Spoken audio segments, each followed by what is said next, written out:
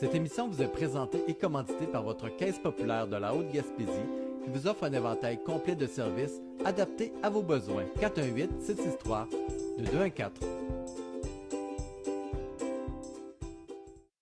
Bonsoir tout le monde, bienvenue à la séance du Conseil municipal, séance du mois de juin 2023. Bienvenue aux gens dans l'assistance, évidemment, et également ceux qui nous suivez via la télévision Haute-Gaspésie. Merci d'être présents. Quelqu'un propose l'adoption de l'ordre du jour tel que présenté. Simon Lemieux. Pelletier, pardon, ça commence bien. Adoption des procès-verbaux 3.1. Adoption du procès-verbal de la séance ordinaire du 1er mai 2023. Quelqu'un propose? Richard Bugeaud. 3.2. Adoption du procès-verbal de la séance extraordinaire du 23 mai 2023. Quelqu'un propose? Ariane Lévesque. Ce qui nous amène directement au point d'information. Je commence avec compost, campagne de sensibilisation. Donc, ça fait déjà 6 mois, 7 mois que la troisième collecte est mise en service sur le territoire. Depuis quelques semaines, c'est une collecte hebdomadaire. Les tonnages ne sont pas nécessairement... Puis là, je ne suis pas négatif, là, mais ça reste que les tonnages qui entrent à la plateforme de Matane ne sont pas nécessairement ce qu'on avait espéré.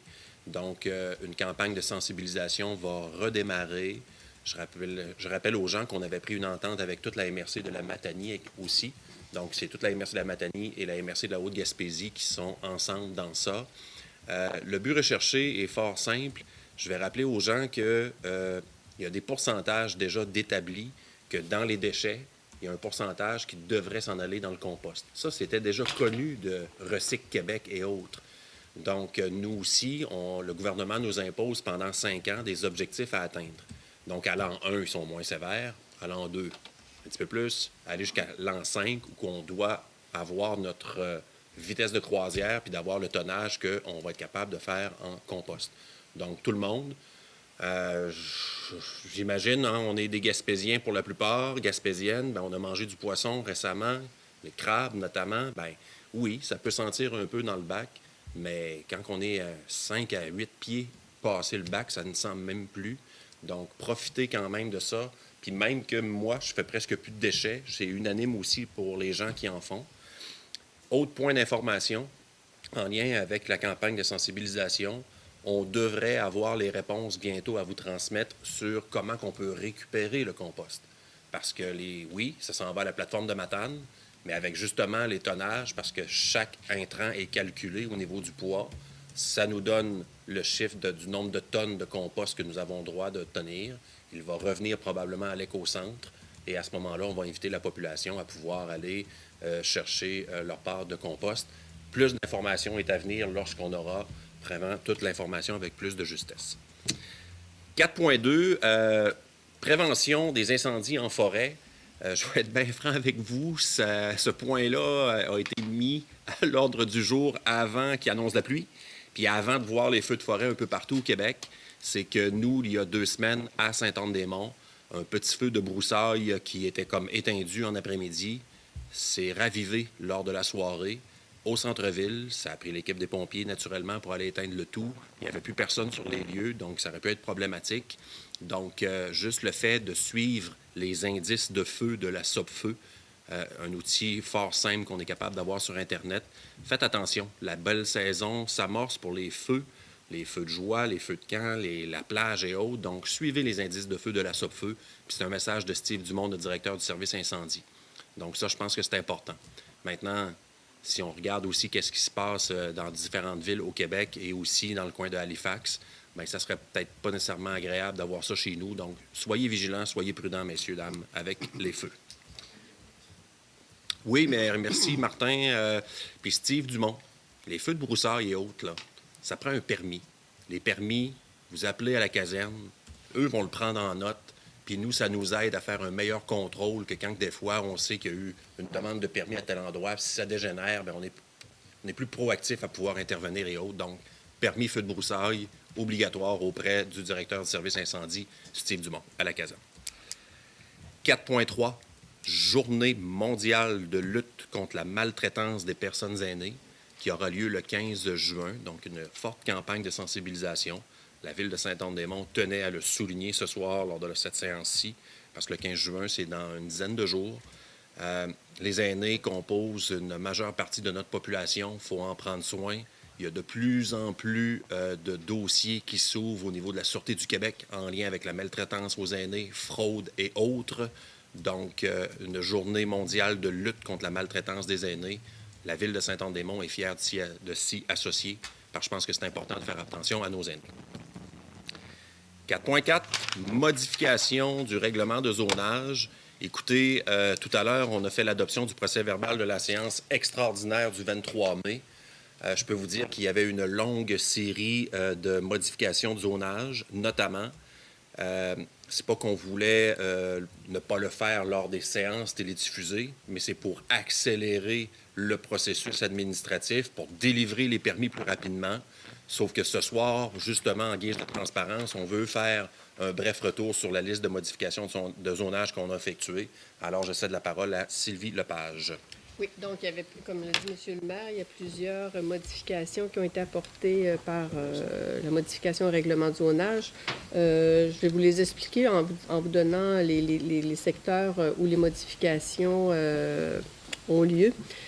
Donc, on va modifier le règlement de zonage. Un des premiers buts du règlement, c'est ça, est de modifier le règlement de zonage afin de permettre l'usage site de chalet de tourisme sur un seul terrain. Ça se situe le long de la route du parc. C'est passé l'entrée du chalet scout. Il y a un petit terrain avec un accès par la route du parc et les propriétaires veulent y établir un site avec 4 chalets pour de la location touristique. Donc, il faut modifier le zonage parce qu'actuellement, le zonage ne permettait pas ce genre d'établissement-là.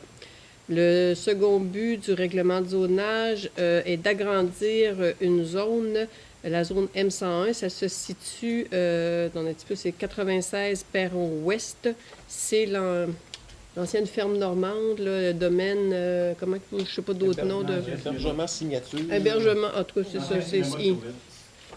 Je pense que quand on dit la ferme normande, Yum restaurant, en tout cas. Donc, le propriétaire de ce terrain-là et du bâtiment qui s'y trouve désire établir un site là, à l'arrière, en bas de la côte, derrière le bâtiment, sur le bord de la mer. Là, veut faire un site de 20 emplacements de camping pour toutes les catégories de véhicules récréatifs, incluant les tentes, ainsi que 4 chalets de tourisme courte durée. Et il veut aussi réaffecter le bâtiment là, pour que ce soit en lien avec la clientèle du site de camping. Petite épicerie, salle pour manger quand il fait pas beau, etc. Donc, il faut modifier le zonage parce que le zonage mixte ne permet pas l'usage camping. Les gens du secteur ont été consultés et vont être aussi consultés par une lettre que la Ville leur a envoyée pour les informer qu'il y a une assemblée de consultation publique. Le troisième but du règlement, ça vise tous les terrains de Sainte-Anne, mais c'est pour permettre que les terrains enclavés ou partiellement enclavés, c'est de permettre qu'on puisse délivrer des permis de construction parce que les terrains qui sont actuellement en périmètre d'urbanisation, les terrains partiellement enclavés ou enclavés n'ont pas le droit d'avoir de permis de construction. Donc, on va modifier notre règlement de zonage pour qu'avec une servitude de passage ou un droit d'accès de 10 mètres de mémoire, là, que ces terrains-là puissent avoir des permis, puis ça va permettre à plusieurs terrains qui n'ont pas nécessairement le frontage suffisant sur une rue publique d'avoir quand même la possibilité de se construire. Ça va permettre de densifier le périmètre d'urbanisation. Ensuite...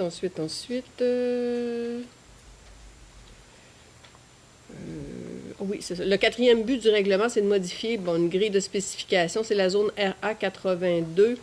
C'est sur la rue des Lilas. La rue des Lilas, c'est quand on se rend au cimetière. Il y a une petite rue qui n'a aucune construction, mais il était question qu'il y ait un projet de développement résidentiel pour l'implantation de maisons mobiles qui a été transformé ensuite en projet de mini-maison et qui est transformé. Ce ne sera pas des mini-maisons, mais ça va être des maisons modulaires qui seraient installées là. Ce serait un nouveau promoteur qui ferait un petit développement résidentiel où il y aurait 7 unités d'habitation, 7 maisons dans le fond. Donc, c'est parce que là, c'était des mini-maisons et des maisons mobiles qui devaient être là. Il faut changer le règlement de zonage pour permettre ce type d'habitation-là. 5e but du règlement de zonage, attends un petit peu, je lis parce qu'il y en a... Ah oui, c'est ça. C'est pour modifier une zone, la zone IC3. C'est l'ancien moulin de Bernard Lepage. C'est qu'il faut enlever certains usages du groupe industriel et certains usages du groupe commercial afin de permettre la réhabilitation et la décontamination du terrain suivant les recommandations émises par le ministère de l'Environnement. Dans le fond, ce qu'il faut enlever dans les usages, c'est tous les usages qui feront en sorte que quelqu'un puisse résider sur le terrain sur de longues périodes. Donc, il faut retirer ça de l'usage pour permettre au dossier d'évoluer auprès du ministère du Développement de l'Environnement. 6e but du règlement... Ah oui, c'est ça. On avait modifié déjà le règlement de zonage pour permettre 24 logements sur les terrains derrière la villa Monseigneur-Bourdage. Je ne sais pas, ça a été adopté, ça fait peut-être 6 mois, sauf que là, on est passé de 24 à 48 logements. Je ne vous dis pas qu'il va y avoir 48 logements, mais les membres du conseil d'administration de la Villa Monseigneur-Bourdage travaillent sur le projet, puis on ne voulait pas le limiter à 24, fait qu'on passerait de 24 à 48 logements de possibles sur les terrains. C'est un terrain qui appartient à la ville, que la ville céderait à la Villa Monseigneur-Bourdage pour développer c'est un projet de logement abordable pour les aînés, mais il y aura aussi pour les familles je dirais pas à faible revenu, mais c'est ça. Il y aura aussi des possibilités d'avoir des logements pour les familles qui ne sont pas nécessairement admissibles au HLM, mais que les revenus ne permettent pas d'avoir des logements qui coûtent 1 500 à 2 000 $ par mois.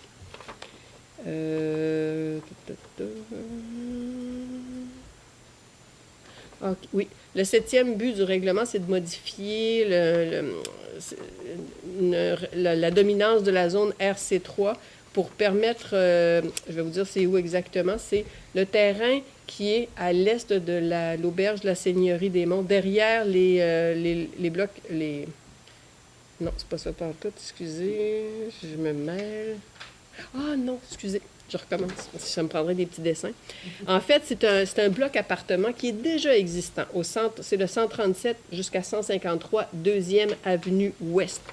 Le bloc existe déjà, puis le propriétaire veut rajouter un étage sur une des parties de son immeuble, ce qui porterait à 13 le nombre de logements dans cet immeuble-là, ce qui n'est pas permis dans ce zonage-là. Donc, ça serait pour porter de 10 à 13 le nombre de logements dans son immeuble.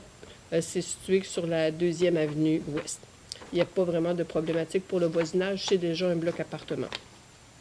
Ben, c'est pas un bloc, là, c'est un L appartement, on va dire. Bon, là, c'est celui que je vous expliquais tout à l'heure. Donc, c'est pour modifier, agrandir une zone résidentielle sur un terrain qui est situé à l'est de la Seigneurie, l'auberge de la Seigneurie des Monts, derrière les maisons qui sont de 23 à 35 sur la 1e avenue. Le terrain appartient à la Seigneurie des Monts et le propriétaire veut se garder la moitié du terrain pour les fins de l'auberge, stationnement, etc. Et l'autre partie du terrain sera à des fins résidentielles, donc pour permettre la construction d'une habitation résidentielle. Il y en a déjà, comme je le disais, 2 sur la 1e avenue. Il y en a une 3e de l'autre côté de la rue. Donc, il y avait comme... au niveau de la trame urbaine, ça s'incorporerait bien dans ce secteur-là. Donc, mais ce n'est pas permis. Il faut modifier le zonage. Et l'autre, il est peut-être moins intéressant, mais c'est pour permettre la toile tissée, qui doit être au moins de 10-11 verges carrées et traitée pour résister aux rayons ultraviolets et maintenue par une structure d'un seul tenant de type dôme pour des bâtiments complémentaires agricoles et industriels situés dans les zones à dominance industrielle et agricole. Ça ressemble à ça, c'est des dômes. Moi, c'est comme des manèges pour les chevaux, mais c'est une structure en acier. Et par-dessus ça, on voit ça souvent. Elles sont souvent blanches, mais actuellement, c'était pas... en tout cas, c'est pour le permettre, mais avec cette qualité de matériel-là, que ce soit permis dans notre règlement de zonage. Grosso modo, c'est ce qui a été adopté, comme l'a dit M. le maire. Il y a un autre projet de règlement. Le second projet de règlement va encore une fois être adopté à une séance extraordinaire parce que, comme le disait M. le maire, c'est que ça nous permet d'aller plus vite dans le processus pour pouvoir que le tout soit adopté à la régulière du mois de juillet et ensuite passer à la MRC parce qu'il y a des projets là-dedans qui ont besoin de réponses assez rapidement pour que ça aille de l'avant. C'est ça. Merci, Sylvie. 4.5, programme de protection contre la tordeuse des bourgeons de l'épinette. Donc, tout le monde, depuis quand même 7-8 ans, on a, pendant le mois de juin, une flotte d'avions de la SOPFIM qui font l'arrosage contre la tordeuse. Ça devrait débuter d'une journée à l'autre. Pourquoi qu'on vous en parle? C'est que, ça commence, mais de deux, Martin Richard, directeur général de la Ville, va tenter d'entrer en communication, d'aller voir les dirigeants de la SOPFIM, afin de vérifier les heures pour être un peu plus sévère avec les heures à laquelle ils peuvent débuter et de voir aussi s'ils ne peuvent pas changer leur trajectoire en avion, soit d'aller prendre de l'altitude un peu vers le fleuve avant de s'en aller en forêt. Donc, on tente au moins une démarche là, de pouvoir essayer d'atténuer les impacts sur notamment le voisinage tout près de l'aéroport, mais même un peu partout dans la ville. Donc, c'est une démarche qui va se faire dans les prochains jours. Dernier point d'information, 4.6, travaux dans les parcs. Donc, vous avez vu, on a annoncé par résolution qu'on voulait faire toutes sortes d'infrastructures, de loisirs, de sport sur le territoire de la ville. Les travaux sont commencés. Il y a quelques irritants. Donc, les irritants sont les suivants. C'est que des fois, on ferme un secteur pour pouvoir permettre l'équipe de travail, pelle mécanique et autres, de pouvoir aller plus vite pour mettre ça en état, sortir de là puis de réouvrir les secteurs. Donc, soyez à l'affût. Beaucoup d'informations sur les pages Facebook, notamment des loisirs, qui circulent en lien avec ce que je viens de vous dire, mais les travaux vont bon train. Je rappellerai aux gens qu'on veut aller avec 2 nouvelles patinoires, une dans le secteur de Tourelle, une dans le secteur de Saint-Anne-des-Monts, mais des vraies patinoires. On aimerait avoir les surfaces de deck hockey sur les patinoires pour pouvoir jouer au hockey pendant la saison estivale. Construction de 3 nouveaux terrains de volleyball de plage. On a également le pump track. Les travaux ont débuté un peu aujourd'hui. La compagnie qui a le contrat va commencer lundi prochain. Donc ça aussi, ça va assez bien. L'installation de nouveaux modules de jeu qu'on nous avons déjà commandés et payés dans le passé. Donc de nouvelles balançoires, le tapis. On a acheté même un tapis pour l'accès aux personnes à mobilité réduite pour se rendre à la plage. Donc avec la promenade que nous avons tout près de la cantine quartier, il y a des descentes. Et à ce moment-là, il va y avoir une forme de tapis, je vais l'appeler le tapis magique, là. Mais les gens en fauteuil roulant n'auront pas à s'enliser dans le sable, mais à rouler sur le tapis. Ils vont avoir accès. On va mettre probablement aussi un petit setup de table et chaises pour les accompagnateurs et autres. Donc, c'est une série de mesures que le conseil municipal est très fier de mettre de l'avant pour améliorer la qualité de vie de nos citoyens. Donc, c'est important pour nous, mais on ne fait pas d'omelette sans casser des œufs. Donc, il y a des petits irritants, il y a des travaux. On va fermer des fois des secteurs. Suivez beaucoup l'information via la page Facebook et la page web de la ville de Saint-Anne-des-Monts. Ce qui nous amène au point d'administration 5.1, reconnaissance aux fins du programme d'assurance de dommages de l'Union des municipalités du Québec. 2 OBNL ce soir que nous reconnaissons par résolution pour qu'ils puissent aller se qualifier pour le programme d'assurance, soit l'OBNL Volleyball Haute-Gaspésie et également le Petit Marché des artisans. Donc, voilà, quelqu'un propose. Simon Lemieux. Simon Lemieux, merci. 5.2, mandat à l'arpenteur géomètre Christian l'Italien pour terrain route du parc. Je ne veux pas me mettre les pieds dans les plats, peut-être, Sylvie, élaborer sur le sujet? Ou... Oui, c'est parce qu'on a constaté qu'il y avait possiblement une maison, la propriété a été construite sans permis. On a fait des démarches auprès du propriétaire qui s'est débarrassé du problème. Il l'a vendu à quelqu'un d'autre. Sauf que nous, on veut s'assurer que l'immeuble se trouve bien. C'est l'ancienne route du parc qui a été rétrocédée à la ville. Donc, on veut être sûr que l'immeuble est sur une propriété de la ville pour qu'on puisse entamer des procédures de démolition, d'expropriation ou quoi que ce soit. Parce que là, on n'est pas sûr, on pense qu'il est chez nous, mais c'est pour ça qu'il faut mandater l'arpenteur pour qu'il ait relevé l'implantation de c'est une maison mobile, mais qui a été construite sur place. Fait qu'elle n'est pas si mobile que ça. Fait que dans le fond, c'est pour s'assurer que la procédure que la Ville va prendre va être conforme à la loi. Pause. Simon Lemieux. 5.3, participation à la classique de golf de la Fondation Santé de la Haute-Gaspésie. Je vais prendre une pause. J'ai accepté d'être le président d'honneur de ce fameux tournoi de golf-là au profit de la Fondation Santé de la Haute-Gaspésie. L'objectif recherché cette année, les sous vont servir à 100% à acheter de l'équipement pour monter une clinique de service en ophtalmologie. Un des bons faits saillants, c'est que l'hôpital de Gaspé, le 6 Gaspésie, mais à l'hôpital de Gaspé, ils ont fait l'embauche d'une nouvelle médecin, ophtalmologue, je sais pas, ophtalmologiste. Et puis, elle a une obligation contractuelle de venir travailler une semaine par mois ici à l'hôpital de Sainte-Anne-des-Monts. Donc, je vais vous nommer juste les cataractes. Souvent, c'est 3 rendez-vous par œil, puis souvent, il faut faire les 2. Donc, pour le moment, on parle de 6 déplacements avec accompagnateur pour aller faire nos cataractes à l'étranger, à Rimouski, par exemple. Donc, je pense que c'est un service qui va être important pour la plupart de la population. La santé, ça touche des plus petits jusqu'aux plus grands. Donc, la classique de golf cette année, les sous vont servir véritablement pour ça. Puis, récemment, je parlais avec le président directeur général du 6 Gaspésie, M. Martin Pelletier. Il a besoin, lui, d'une première somme de 250 000 $. Donc, si nous, à la Fondation, on peut déjà arriver avec un montant assez important, je pense que lui va être capable d'aller chercher l'argent manquant pour monter cette fameuse clinique-là, pour qu'elle soit en opération dès cette année. Donc, moi, le but recherché, c'est d'essayer d'avoir ce montant d'argent-là cette année. C'est important. Ceci dit, ça fait quelques années qu'il n'y a pas eu ce tournoi de golf-là, qui a toujours existé.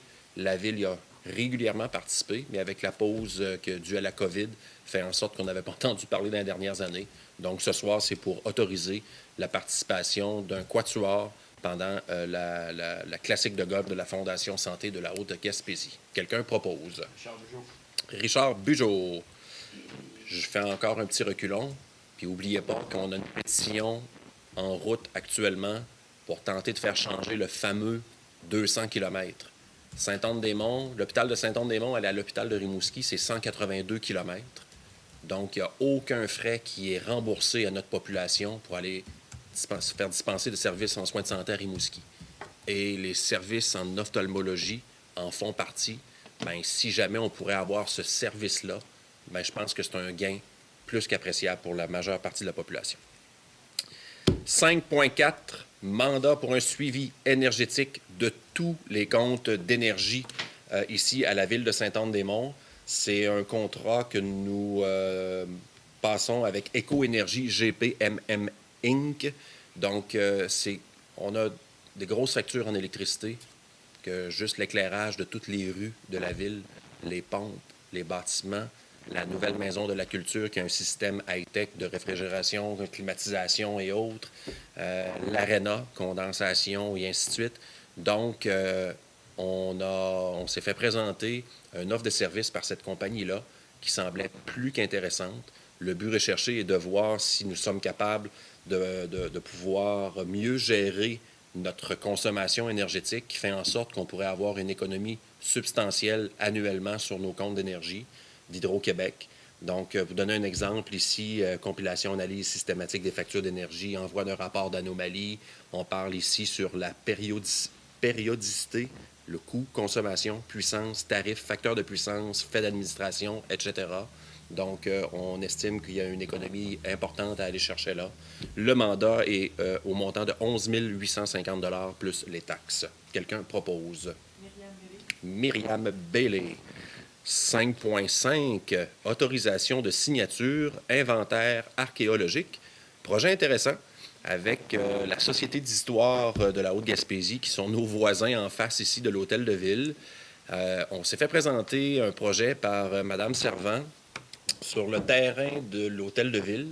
Paraîtrait-il que le premier couvent des Sœurs du Saint-Rosaire, le bâtiment était tout près de la rue. Et on entend que les fondations de ce bâtiment-là sont encore existantes dans le sol. Donc, c'est une première étape. Il va y avoir une première phase cette année avec des tests pour voir si cette fondation-là existe bel et bien. Et si c'est concluant, le projet avec la Société d'histoire va se poursuivre, mais avec l'Université du Québec à Rimouski, l'UQAR, avec leur chaire de recherche en archéologie avec les étudiants. Donc, il pourrait y avoir des fouilles archéologiques et de mettre en valeur une partie de la fondation de ce bâtiment-là avec des panneaux d'interprétation et autres. Donc, ce soir, nous autorisons des fouilles archéologiques première phase sur le terrain de la ville. Quelqu'un propose? Ariane Lévesque. 6 points. On tombe aux portions trésorerie avec 6.1. Approbation des comptes payés et à payer pour la dernière période. Je m'en viens. Donc, les comptes payés au 31 mai 2023. Chèque numéro 37 733 au numéro de chèque 37 885. Un montant de 715 213,54 $. Et les comptes à payer au 31 mai 2023, les chèques numéro 37 886 au numéro de chèque 37 977 pour un montant de compte à payer de 541 384,43 $, ce qui nous fait un grand total de comptes payés et à payer au 31 mai 2023, 1 256 597,97 $. Quelqu'un propose? Ariane Lévesque. 6.2, adoption du budget révisé 2023 de l'Office municipal d'habitation. Pour les habitués, on a ça à quelques reprises durant l'année. Donc, budget révisé. Ici, le montant qui devait être alloué pour l'année 2023 à l'OMH, donc la portion que la Ville remet, était de 39 199 $. Et avec le budget révisé, nous tombons à 42 046 $ à partir de maintenant. Quelqu'un propose? Simon Pelletier. Simon Pelletier. Urbanisme 7.1, c'est le dépôt du procès-verbal du comité consultatif d'urbanisme. 7.2, demande de dérogation mineure au 33 rue Sieur-des-Monts. Sylvie Lepage, s'il vous plaît. Le propriétaire du 33 Sieur-des-Monts possède actuellement un garage qui a une superficie de 59,5 mètres carrés et il veut l'agrandir. Selon notre règlement, les garages dans ce secteur-là ne peuvent avoir plus de 100 mètres carrés. Le propriétaire, lui, selon les plans qu'il a fait, parce que c'est pour rentrer 2 voitures, et avec la configuration du garage déjà existant, c'est-à-dire qu'il y a déjà un mur, là, le garage aurait une superficie de 111 mètres carrés. Donc, 11 mètres carrés de plus que ce qui est permis par le règlement. Donc, il y a une demande de dérogation qui a été demandée par le propriétaire. Le CCU est d'accord avec la demande ainsi que la suivante. Là, puis les demandes ont été publiées dans le journal et sur le site Internet de la Ville. Quelqu'un propose? Simon Lemieux. Simon Lemieux. 7.3, demande de dérogation mineure, 439 Première Avenue Est. Sylvie. Donc, la propriétaire du 439 Première Avenue Est a actuellement sur son terrain 2 petites serres et 2 cabanons. C'est 2 petits cabanons. Elle a acheté un terrain qui est situé à l'arrière de Billet, mais à l'arrière de sa propriété. Et elle aimerait construire une remise plus grande sur ce terrain-là, sauf que notre règlement permet 3 bâtiments accessoires par propriété. Et dans ce cas-ci, ça porterait à 5 le nombre de bâtiments accessoires. Considérant que en tout cas, il y a 3 des bâtiments accessoires, dont 2 serres et un cabanon qui sont quand même très collés les uns aux autres, puis que le terrain dont elle s'est portée acquéreur a quand même est de grande dimension. Le comité consultatif d'urbanisme et le conseil municipal recommandaient d'accepter qu'il y ait 5 bâtiments accessoires sur le terrain du 439 Première Avenue Est. Quelqu'un propose? Jacques Létourneau. Règlement 8.1, adoption du règlement 23-944, décrétant un emprunt de 863 133 $ afin de financer la subvention du ministère des Affaires municipales et de l'Habitation accordée dans le cadre du programme Taxe d'essence Contribution du Québec 2019-2023 Donc, faites attention, oui, règlement d'emprunt, mais en même temps, c'est qu'on emprunte le montant que le gouvernement va nous envoyer en subvention. Et eux vont nous rembourser avec intérêt au fil du temps. Donc, c'est pour approbation ce soir. Quelqu'un propose? Jacques Letourneau. Petite mise en garde ici, là, on va en faire quelques-uns. Ce ne sont pas des règlements d'emprunt propres à la Ville. C'est important. C'est pas la Ville qui emprunte.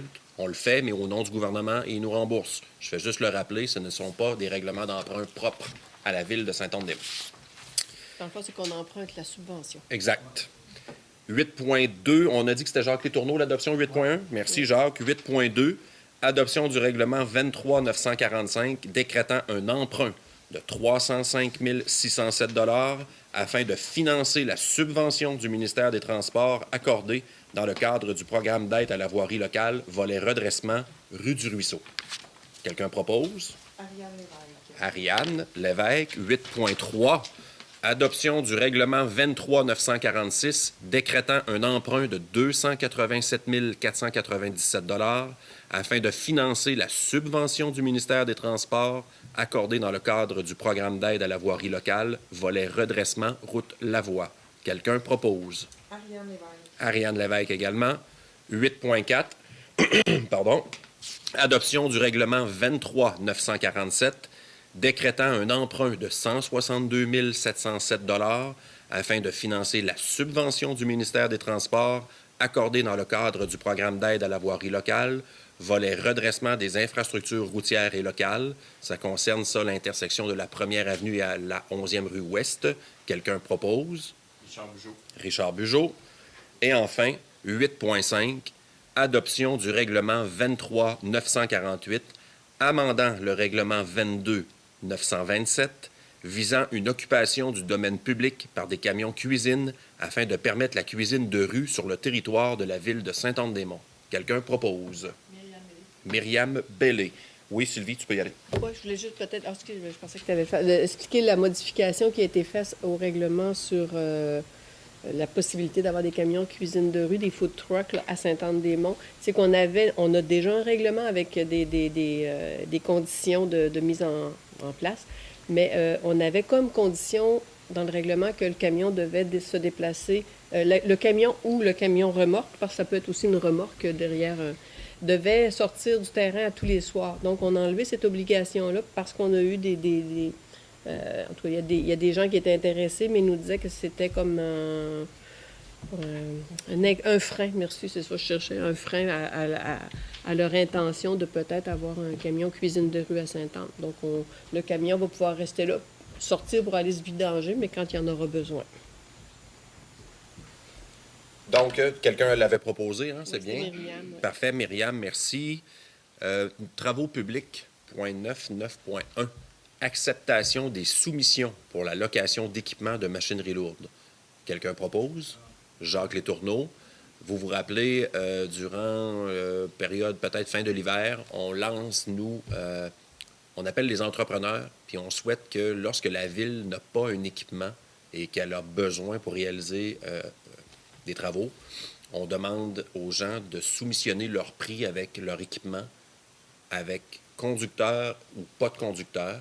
Donc, nous, lorsque nous avons, puis on trouve que c'est une forme d'équité, donc tous les entrepreneurs avec leur équipement nous fournissent leur prix à cachette, on met ça dans un tableau, on approuve ce soir les entrepreneurs qui nous ont fourni un prix, puis maintenant, la procédure, c'est que lorsque la Ville, exemple, on aurait un bris d'eau majeur puis qu'on a besoin d'une pelle mécanique sur chenille que nous n'avons pas, bien, on appelle celui qui a soumissionné le moins cher et qui est disponible.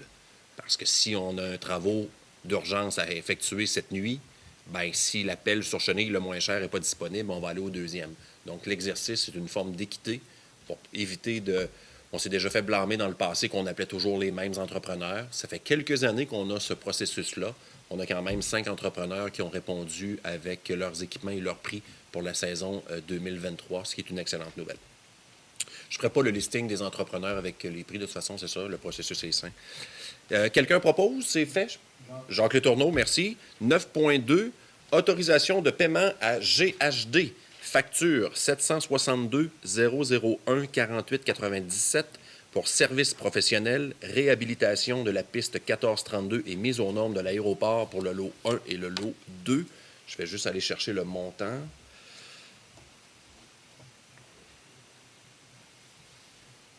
Je ne l'avais pas noté, je suis désolé.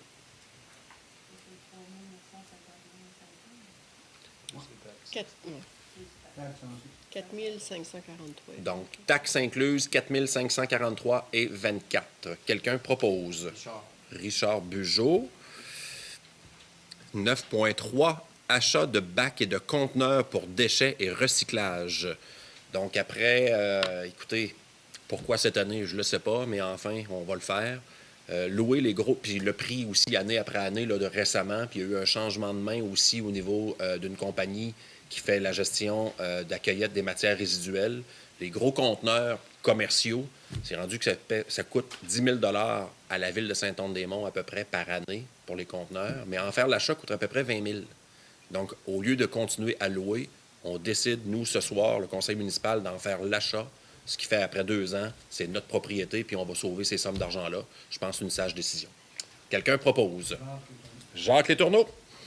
Dernière portion de la soirée qui est les loisirs 10.1, ouverture de poste, préposé de maintenance, loisirs à temps complet, 52 semaines. C'est une ouverture de poste à l'interne et à l'externe.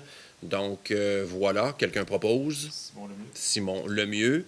10.2, autorisation de travaux, réfection de la surface de shuffleboard. Donc, les jeux de shuffleboard au parc multisport, tout près de l'endroit où on tient, mettons, les festivités de festivals et autres. On avait déjà fait des travaux de retouche il y a quelques années. Ça n'a pas été super concluant. On a vraiment une firme spécialisée qui sont dans le coin, fait qu'on profite aussi qu'ils soient dans le décor, là, ici. Le montant, 8 601 plus taxes pour faire la réfection des terrains de shuffleboard.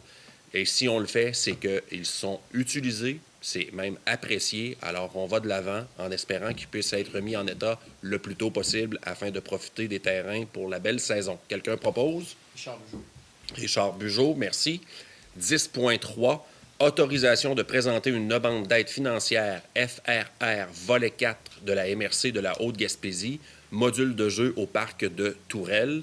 Vous vous rappelez, on a passé une série de résolutions pour faire des demandes, autoriser les différents services ici à postuler dans le programme d'aide FRR volet 4 à la MRC. Ce soir, on va de l'avant avec pour un module de jeu au parc de Tourelle. Donc, c'est une excellente nouvelle. Quelqu'un propose? Ariane Lévesque.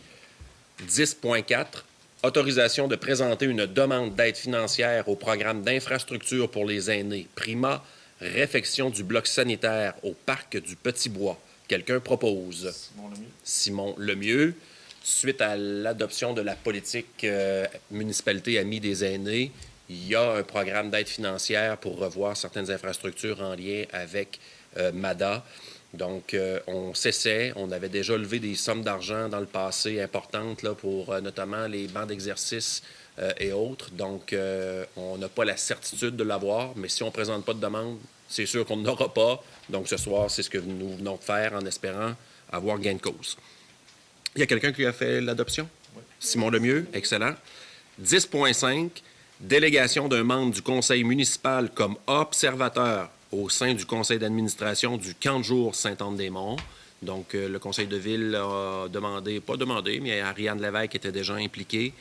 Je rappellerai aux gens que les camps de jour, c'est plus la ville qui en fait la gestion, mais qu'on a décidé, on avait toujours dit que la somme d'argent que ça nous coûtait, qu'on la mettait à la disposition d'un nouveau groupe qui voulait créer un OBNL et d'en faire la gestion des camps de jour. Ça va être la 2e saison cette année. Le bilan de la première année, c'est champion. Et c'est encore mieux pour le moment, des prévisions pour cette année. Plus de moniteurs, plus d'inscriptions. Donc, on voulait avoir un siège comme observateur au conseil d'administration, considérant qu'il y avait un financement venant de la ville. Ariane Lévesque sera la conseillère qui va user de ce poste-là. Quelqu'un propose? Richard Bugeaud. Avant de quitter, l'ordre du jour est épuisé, mais avant de quitter, j'ai peut-être un dernier point d'information que j'ai omis de parler tout à l'heure. Il y a une petite saga qui est en cours actuellement dans la rue Place des Lynx. Il y a plusieurs personnes qui m'ont interpellé, compagnie des matières résiduelles, la collecte des ordures, les autobus scolaires. Donc, actuellement, la virée est bloquée.